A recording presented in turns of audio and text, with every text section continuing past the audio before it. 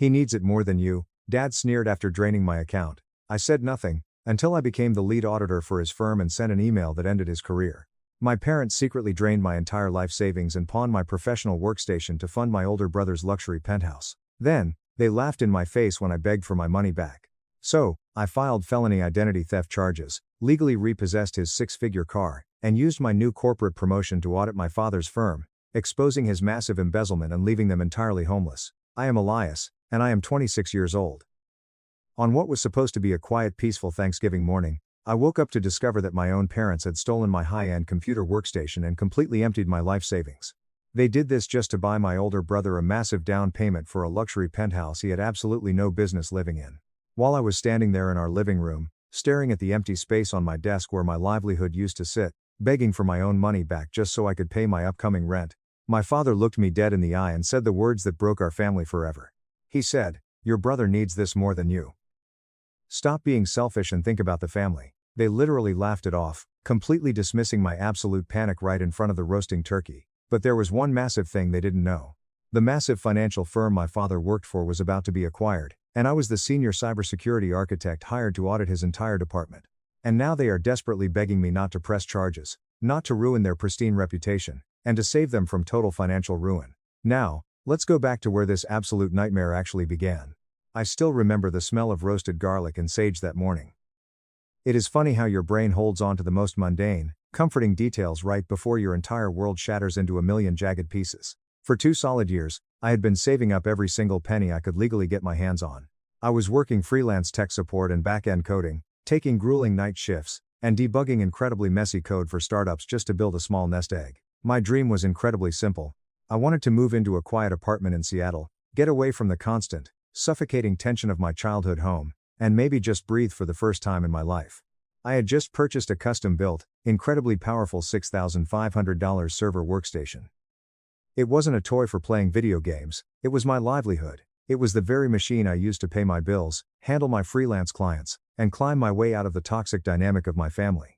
I had even paused my 401k contributions just to save enough cash to afford this machine and my future security deposit. My brother Tristan is 29. In my family, he is the undisputed golden child. He is the kind of guy who could set a house on fire, and my mother would somehow blame the match for being too flammable.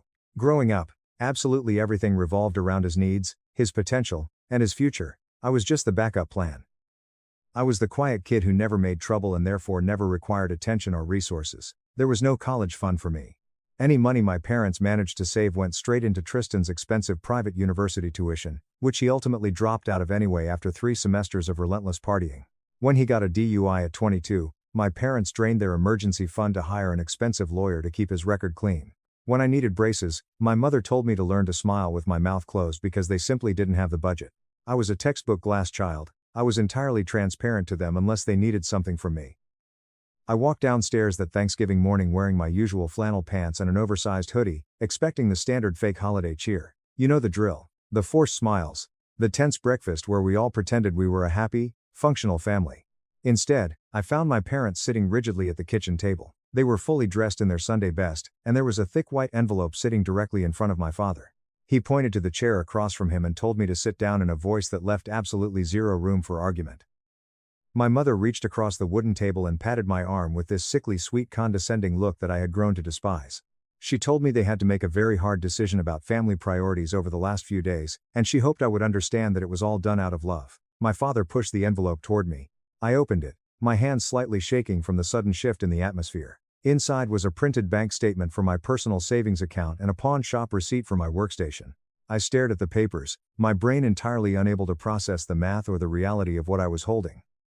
My account, which had taken me 2 grueling years of 70-hour work weeks to build, was drained to zero, all $18,500 of it, gone.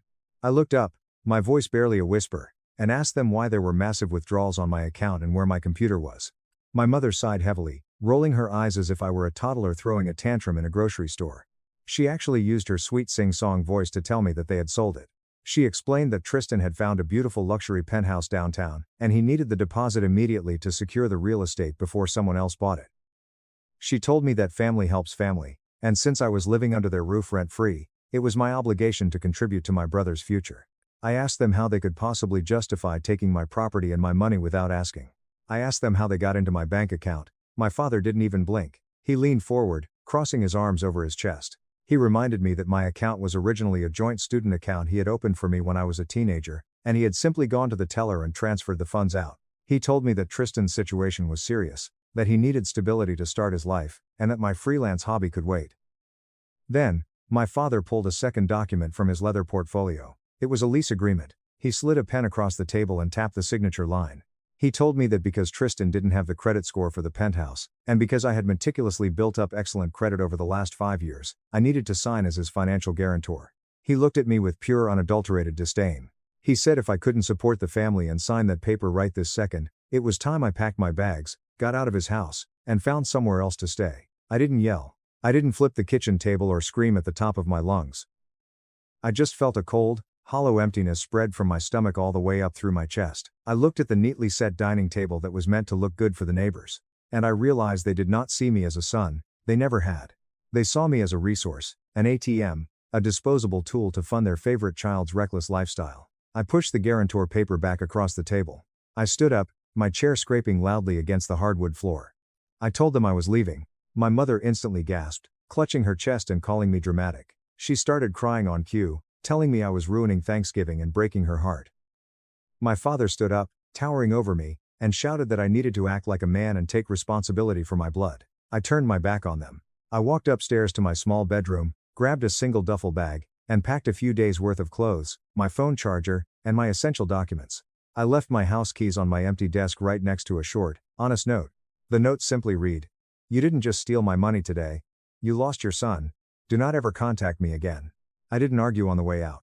I didn't plead for fairness. I just walked out the front door into the freezing, blinding Seattle rain. As I trudged down the icy sidewalk, the cold wind biting fiercely at my face, I pulled out my phone and checked my banking app. It was true. The money I had starved myself to save was entirely gone, replaced by a single withdrawal labeled Family Assistance Transfer. But right below that transaction, a new notification caught my eye. It was an urgent alert from a major credit monitoring bureau. Someone had just initiated a hard inquiry on my social security number. I stopped dead in my tracks in the middle of the flooded street. I thought the absolute worst of this nightmare was over by leaving that house. I thought walking away was the hardest part. I was so incredibly wrong. Update 1. I spent the first few hours wandering aimlessly around the city, the heavy rain soaking completely through my boots and freezing my toes. I sat on a bench near a closed coffee shop, trying to process the magnitude of the betrayal. Finally, when I couldn't stop shivering, I called my old college roommate, Leo. Leo is a profoundly good guy. He is the kind of friend who represents the family you choose for yourself. He didn't ask a million probing questions when I showed up on his doorstep 2 hours later looking like a frozen, traumatized stray dog holding a single duffel bag. He just took one look at my face, tossed me a thick woolen blanket, pointed to his lumpy living room couch, and handed me a steaming cup of black coffee. Leo's apartment smelled faintly of stale pepperoni pizza and cheap lavender laundry detergent. But to me, in that exact moment, it felt like a billionaire's fortress. Sitting on that sagging couch with my hands wrapped around the warm mug, my phone started buzzing relentlessly on the coffee table. The screen lit up with text after text. The barrage had begun. First, it was my mother. She demanded to know where I was, typing in all caps that I was being completely unreasonable and ruining the family holiday. She told me that Tristan was incredibly stressed because of my selfishness. Then came a long furious text from my father. I read it word for word. "You think you can just walk away from this family? Family isn't a choice, Elias. You owe us for putting a roof over your head and feeding you for 26 years. You will come back here, apologize to your mother, and sign that lease. Stop playing the victim." I didn't reply to a single word. I just sat there reading the messages, letting the venom sink deeply into my pores. Then Tristan texted. There was no apology, of course, just sheer unadulterated entitlement. "You made mom cry on Thanksgiving over some stupid money. Grow up, Elias. I needed that deposit for my future. You'll make the money back eventually, don't be such a cheapskate." I opened Instagram out of sheer morbid curiosity, and there it was at the very top of my feed. Tristan had just posted a perfectly curated, filtered photo of himself standing in an empty, high-end penthouse with gorgeous floor-to-ceiling windows overlooking the Seattle skyline. He was holding a glass of champagne. The caption read, "Finally moving up in the world. Couldn't have done it without my amazing family supporting my dreams. Number family first. Number blessed. Number penthouse life." I stared at the hashtag number family first. The hypocrisy was so thick it actually made my stomach turn violently. I took a screenshot of the post. I didn't know exactly what I was going to do with it yet, but a quiet, methodical, An extremely cold part of my brain was waking up. I took screenshots of every single text message from my parents. I downloaded the official bank statements showing the exact timestamp of the withdrawal. I started building a secure digital folder on my phone. Later that afternoon, my phone rang again. It was Aunt Clara. Clara is my mother's older sister, and growing up, she always played the role of the sweet, caring aunt who baked sugar cookies and listened to everyone's problems. I answered the call, desperately hoping for just a shred of sanity or validation from an adult in my family. Her voice dripped with warm honey. Elias, honey, I heard what happened with your parents. I am so terribly sorry. You must be freezing out there all by yourself. Where are you staying? Let me come bring you a hot meal and some clean clothes. For a split second, my guard dropped. I almost gave her Leo's address. I almost leaned into that offered comfort, because I was so desperately lonely. But the years of living in the shadows of my manipulative family had taught me to read between the lines. The slight breathless urgency in her tone simply didn't match her sweet words. It felt calculated. I gave her a very vague answer, telling her I was at a cheap motel near the interstate highway.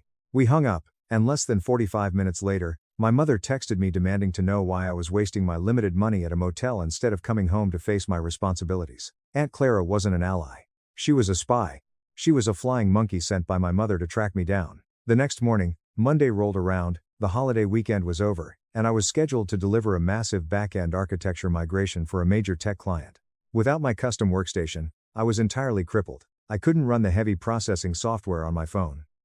I had to walk 3 miles in the freezing rain to the public library, log on to a sluggish, virus-ridden public computer, and try to piece together my work through my cloud backups. It was utterly humiliating.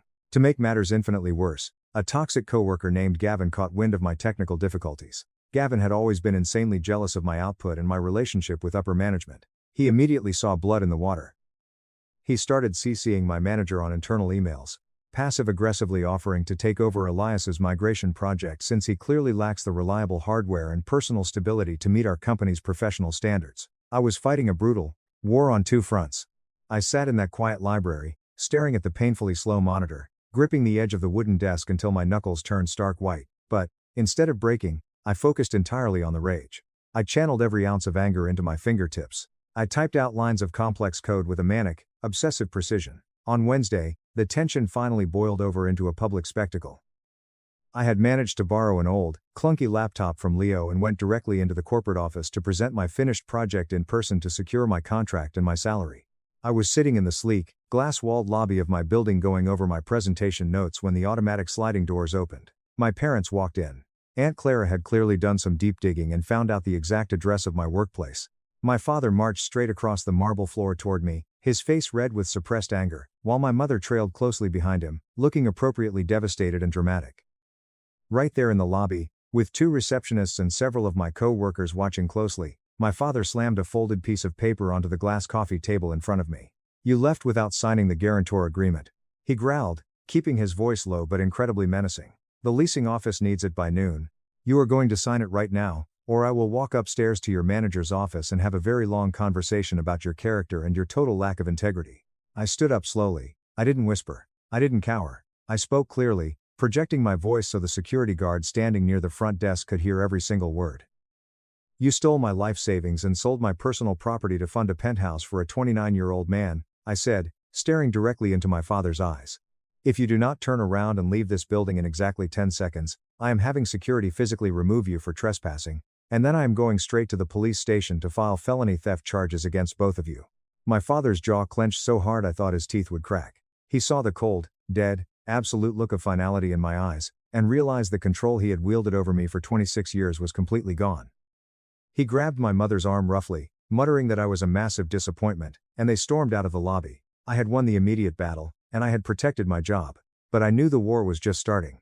I opened Leo's borrowed laptop to calm my nerves, clicking into my personal email. Sitting at the very top of my inbox was an automated message from a luxury car dealership. The subject line read, "Congratulations on your new Audi R8.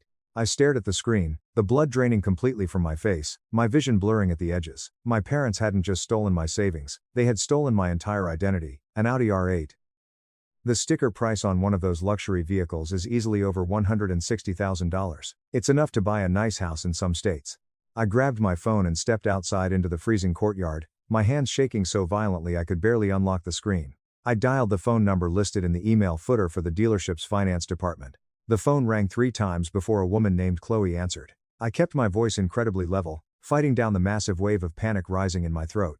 I told her my name was Elias, and I explained that I had just received a confirmation email about a vehicle purchase that I absolutely did not authorize.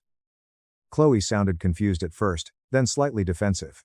I heard the clicking of her keyboard as she pulled up the digital file. Sir, the finance application was submitted online 3 days ago. It was immediately approved based on your excellent credit score.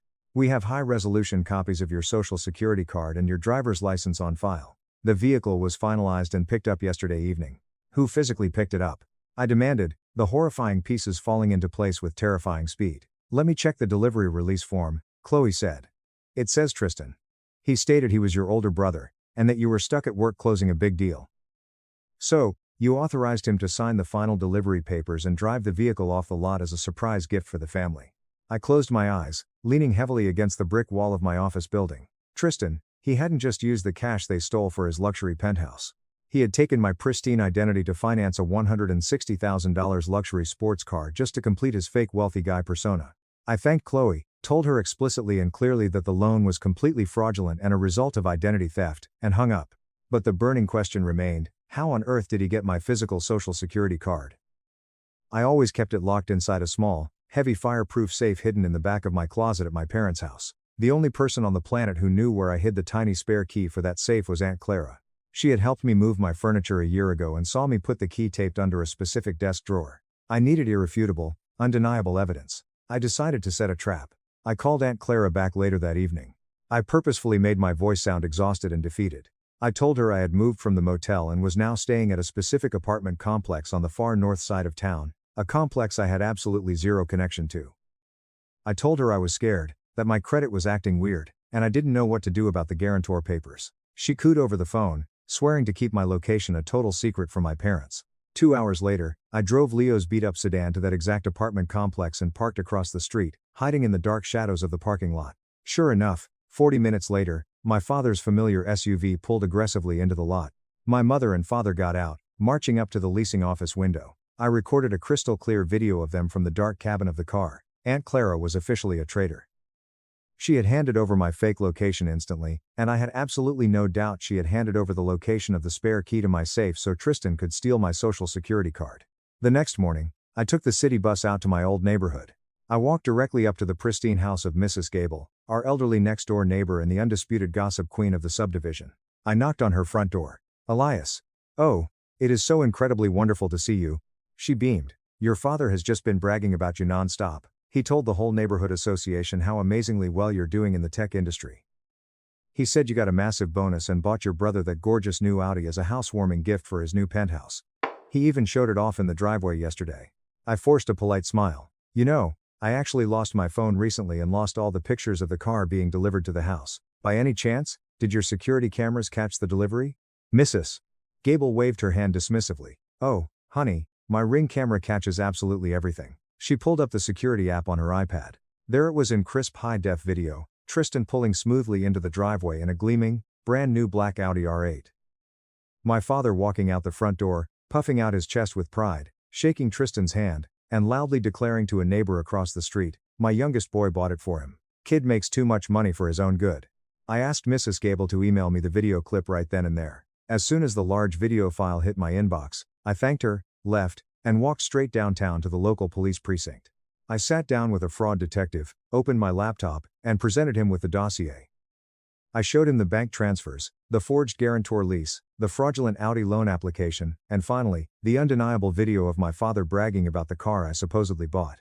I filed a comprehensive police report for grand theft and felony identity fraud, explicitly naming my brother Tristan, my father Arthur, and my mother Helen as conspirators. The detective gave me an official case number and told me to lock down my credit immediately. Walking out of that precinct, I was no longer their punching bag. I was the architect of their impending ruin. I stayed in close daily contact with Chloe at the dealership.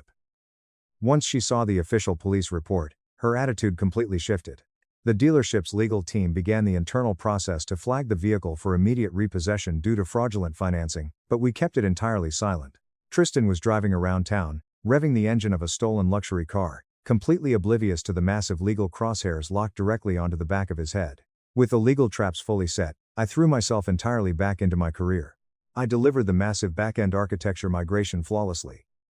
Gavin, the incredibly toxic coworker who had tried to sabotage me, attempted to take credit for the architecture during the final executive presentation. However, my code was heavily watermarked, and my documentation was so thoroughly detailed that he ended up looking completely incompetent and foolish in front of the entire executive leadership team. Mrs. Sterling, the CEO of the tech firm, noticed everything. She called me into her massive corner office later that week. Elias, the resilience you showed on this project under what I understand to be very difficult personal circumstances is truly remarkable, she said, steepling her fingers. I have officially fired Gavin. Furthermore, I am promoting you to lead cybersecurity architect effective immediately. I have a massive, highly confidential project coming up, a pre-acquisition audit. I need someone meticulous. I accepted the promotion on the spot, but the real earth-shattering shock came when Mrs. Sterling handed me the thick confidential dossier for the company we were acquiring. I looked at the embossed logo on the heavy folder, and my heart literally stopped beating for a second. It was Apex Wealth Management, the exact firm where my father worked as a regional director.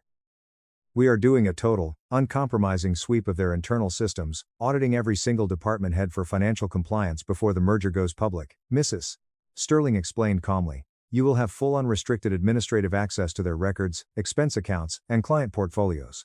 I walked out of her office holding the folder, a slow, dangerous, and incredibly cold smile spreading across my face. I had the power to audit my father's entire career. I knew for a fact from years of listening to him brag at the dinner table that he often blurred the ethical lines with corporate expense accounts and client funds to maintain his wealthy lifestyle. And now, by pure twist of fate, I held the absolute keys to his kingdom. That evening, a cold, formal email arrived in my personal inbox. It was from my father. Elias. This childish tantrum of yours has gone on long enough. Your mother is a wreck. We are having lunch at the Rusty Anchor Diner on Sunday at exactly noon. You will be there, and we will discuss exactly how you are going to fix the mess you made with the penthouse leasing office by ignoring their calls. Do not test my patience. I stared at the glowing screen. He still thought he held the cards. I opened my legal folder, checked the repossession status update with Chloe, and reviewed my brand new unrestricted audit credentials for Apex Wealth Management. I hit reply and typed a single simple sentence. I will see you on Sunday. Update 2. Sunday arrived with a bitter, biting cold. The location my father had chosen for this mandatory family meeting was the Rusty Anchor Diner. It was exactly the kind of place my parents usually avoided like the plague, a run-down, greasy spoon establishment on the far industrial edge of town with peeling laminated menus and cracked red vinyl booths. My father had chosen this specific location because he did not want any of his wealthy friends or country club members to accidentally witness him having to discipline his rogue, rebellious son in public. To him, image was absolutely everything. I arrived a full 45 minutes early. Placed neatly on the scratched Formica table was my genuine leather briefcase. Inside were the physical copies of the dossier, my newly minted lead cybersecurity architect business cards, and the preliminary, highly confidential audit files for Apex Wealth Management. Promptly at noon, the heavy glass door of the diner swung open. My father, Arthur, was leading the pack, wearing his tailored charcoal wool overcoat. My mother, Helen, followed closely behind him, clutching a highly recognizable designer handbag. And then there was Tristan. My older brother sauntered in wearing a brand new leather bomber jacket that easily cost over $1,000, sporting a smug, completely untouchable grin. They spotted me sitting in the corner booth and marched over in a unified aggressive formation. They just slid into the booth opposite me, immediately crowding the space. My father leaned heavily across the table, invading my personal space. I hope you are ready to stop playing these ridiculous childish games today, Elias, he began, tapping his heavy gold wedding band hard against the tabletop. I spent the entire morning fielding increasingly aggressive phone calls from the leasing office at Tristan's new luxury penthouse. They claim you have not answered a single one of their emails regarding the guarantor verification process. You are making your brother look incredibly unprofessional. I will not tolerate this insubordination for another second. I met his cold eyes and I held his gaze with a terrifying intensity of my own. I did not answer their emails because I did not sign that lease, I said, my voice perfectly level and entirely devoid of fear. I told you that on Thanksgiving morning before you kicked me out of my own home. My mother let out a dramatic, breathy sigh. Elias, honey, please, she begged, her voice dripping with artificial sweetness. Stop this terrible nonsense right now. Your brother needs to move his custom furniture into the unit by Tuesday morning. We used your little freelance money to secure the unit, but the landlord is demanding the final guarantor signature by the end of business today. You owe him this support. Do not be so greedy. I owe him absolutely nothing, I said, my voice completely flat. You stole my professional workstation. You drained my entire life savings account. You took 24 months of my blood, sweat, tears, and sleep deprivation so your favorite child could pretend to be a big shot. Tristan scoffed loudly, rolling his eyes to the ceiling. Oh, boo-hoo, Elias, you lost a stupid, nerdy computer and a few grand in cash. You can literally just write some more boring code and make it back in a month or two. I actually have a vibrant social life. I have a professional image to maintain. He reached into the deep pocket of his expensive new leather jacket and pulled out a heavy ring of keys. He casually, arrogantly tossed them onto the table right in front of me. The unmistakable silver crest of the Audi logo caught the harsh fluorescent light of the diner, glinting brightly. He smirked at me. Look, little brother, if you were so insanely bitter about the cash, I will let you take the new ride for a spin around the block later. Dad helped me pick it out at the dealership. But right now, you need to pull out your phone, call the leasing agent on speakerphone, and verbally confirm your social security number and your signature so I can finally get my penthouse keys. The sheer unadulterated audacity of his words was almost breathtaking. He had committed a major federal felony to buy a $160,000 luxury sports car in my exact name, and he was sitting across from me, dangling the stolen keys directly in my face. My father crossed his arms, nodding in firm agreement. You heard your brother. Take out your phone right now. Make the call to the leasing office. If you walk out of this diner without making that call, you are permanently cut off. You will be entirely on your own in a very cruel world. They truly, deeply believed that the threat of losing their approval would force me to my knees in submission. I looked at my mother's fake tears, my father's puffed-up chest, and Tristan's highly punchable face. The trap was fully set. I did not reach for my smartphone to call the leasing office. Instead, I reached for the heavy brass latches on my leather briefcase. I am not calling the leasing office, I said, my voice eerily calm, cutting through the ambient diner noise like a surgical scalpel. But you are absolutely right about one thing, Dad. This little rebellion is completely over. Because as of today, I am entirely on my own, and you three are about to face the real world. I snapped the heavy brass latches of my briefcase open. I reached inside, pulled out a thick, meticulously organized stack of legal papers, and placed them squarely in the exact middle of the table, right next to Tristan's stolen Audi keys. What on earth is this garbage? My father demanded. That, I said, leaning forward slightly, is a certified copy of the official police report I filed 3 days ago downtown. The charges are grand theft and felony identity fraud. It names all three of you as active, willing conspirators in a criminal enterprise against me. The color instantly and violently drained from my mother's face. Tristan let out a highly nervous, high-pitched laugh. You are bluffing, Tristan stammered, his confident smirk completely dissolving into panic. You did not go to the cops. I did, I replied smoothly. And I did not stop there. I pulled my smartphone out of my pocket, unlocked the screen, and opened my secure email application. I had drafted a single comprehensive, highly detailed mass email. I had attached the police report, the screenshots of Tristan's arrogant Instagram posts, the forged guarantor documents, the fraudulent car loan paperwork, and the high-def security camera video of my father bragging to Mrs. Gable. I looked at the three of them, my thumb hovering directly over the blue send button. On the recipient list of this email, I explained, my voice steady, cold, and entirely merciless, is the senior property manager of the luxury penthouse building. Next is Chloe, the senior finance manager at the Audi dealership. Next is Aunt Clara, Uncle Dave, and every single prominent member of our extended family tree. And finally, just for good measure, I have included the entire executive board of the Homeowners Association in your pristine, heavily gated neighborhood. My father lunged forward violently, trying to grab my wrist across the table. Elias, put that damn phone away right this second. You will ruin everything.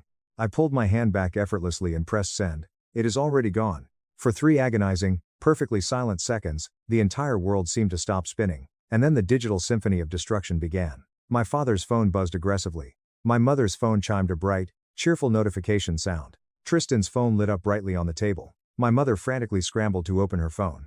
A choked, horrifying sob escaped her throat. Oh my God, she whispered. Aunt Clara just replied. She copied the whole family. She's saying we are criminals. The HOA president is on this email chain. I can never show my face at the club again. Tristan was staring at his own screen, his jaw practically hitting the sticky table. The landlord, he said, his voice cracking violently. The landlord just emailed back. They are formally voiding the lease immediately due to confirmed fraudulent activity. They are keeping the deposit pending an active police investigation. My stuff is sitting in moving trucks outside the building right now. My father had turned a dangerous, alarming shade of deep purple. He slammed both his heavy fists down on the diner table, rattling the coffee mugs. You vindictive, ungrateful, psychotic little piece of trash, he hissed. You think a flimsy police report makes you invincible? I know highly influential people, Elias. I am a regional director at a major financial institution. I will call your senior manager tomorrow morning at 9 a.m. sharp. I will personally ensure that your reputation in the technology industry is completely and utterly obliterated. I will make sure you are fired and blacklisted before the end of the business day. He truly believed he had just played his ultimate trump card. I smiled. It was not a happy smile. It was a cold, highly predatory smile. I reached back into my open briefcase and pulled out one final, heavy, meticulously bound folder. It was heavily embossed with the shiny gold corporate logo of Apex Wealth Management.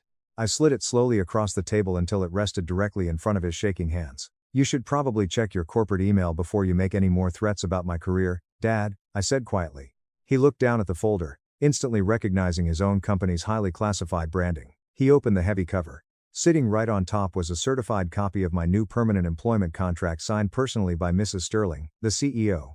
Right below that contract was the official, legally binding notice of the pre-acquisition corporate compliance audit. As of Friday afternoon, I was officially promoted to lead cybersecurity architect at my firm, I explained, watching his arrogant eyes widen in sheer horror. My very first assignment as the team lead is a massive, highly comprehensive, uncompromising compliance audit of Apex Wealth Management ahead of a hostile corporate takeover. I have been formally granted full, unrestricted Tier 1 administrative access to your entire department's internal servers, your emails, and your financial ledgers. My father stopped breathing. The aggressive, domineering posture completely vanished in a millisecond, replaced by sheer unadulterated terror. I spent last night doing a preliminary sweep of your specific division, I continued, leaning in close so only he could hear the poison in my voice. I looked deeply at your corporate expense accounts. I looked at the client entertainment funds you have been solely managing for the last 3 years. I saw the highly creative accounting. I saw the lavish steakhouse dinners, the luxury golf trips, and the phantom consulting fees you authorized to maintain this wealthy fake lifestyle you pretend to have. It took me less than 3 hours of digging to find over $55,000 in completely undocumented, highly illegal discrepancies. My mother stopped crying instantly and looked at my father in absolute horror. Arthur, what is he talking about? What did you do? My father could not speak. He was staring at me like I was a terrifying monster he had accidentally created and unleashed upon himself. If you ever threaten my career, or contact my employers again, I said, my voice dropping to a lethal, deadly whisper, I will not just hand those damning audit findings over to the Corporate Acquisition Board. I will hand them directly to the SEC, the IRS, and the federal authorities. You won't just lose your fancy job, Dad. You will lose your corporate pension. You will lose the house. You will face a massive lawsuit. And you will absolutely go to federal prison. Do you completely understand me? He was completely broken. Realizing he was entirely at the mercy of the son he had abused, neglected, and stolen from, he slowly, mechanically nodded his head, completely unable to formulate a single spoken word.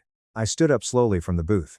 I picked up my briefcase and snapped the latches shut. I looked at Tristan, who was still staring blankly at the voided lease email on his phone. I looked at my mother, who was silently sobbing into her shaking hands. And I looked at my father, realizing his entire life was over. Do not ever contact me again, I said. I turned around and walked out of the rusty Anchor diner, stepping back into the freezing winter air. The fallout from that Sunday afternoon did not happen all at once. It was like watching a massive building collapse in extreme slow motion. The very next morning, the Audi dealership made their highly anticipated move. Because of the official police report I filed regarding the stolen social security number, Chloe's aggressive finance department initiated an immediate, highly aggressive repossession order. Tristan, in his infinite arrogance, had parked the gleaming $160,000 sports car right in the center of the driveway of my parents' house. A massive, heavy-duty commercial tow truck pulled into the quiet, pristine subdivision at exactly 10 in the morning. The tow truck driver hooked the heavy steel chains directly to the front axle of the Audi and started the loud, whining hydraulic winch. Tristan came sprinting out of the front door wearing nothing but a silk bathrobe and socks, screaming at the top of his lungs. He literally threw his entire body onto the hood of the car, crying hysterically. The tow truck driver simply pulled out a metal clipboard and a highlighted copy of the police report, announcing loudly enough for Mrs. Gable and at least 3 other nosy neighbors to hear that the vehicle was being officially seized due to felony identity fraud and grand theft auto. Tristan was forcefully instructed to slide off the hood, entirely humiliated and sobbing like a child as the beautiful car was dragged down the street. The HOA rumor mill exploded with the force of a nuclear bomb. My mother's carefully crafted decades-long image as the perfect wealthy suburban matriarch was entirely incinerated by noon.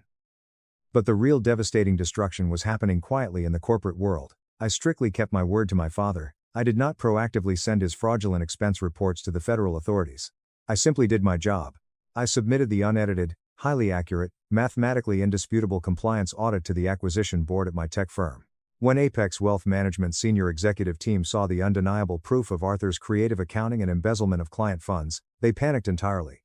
By Wednesday afternoon, my father was publicly escorted out of his massive corner office by 2 armed corporate security guards.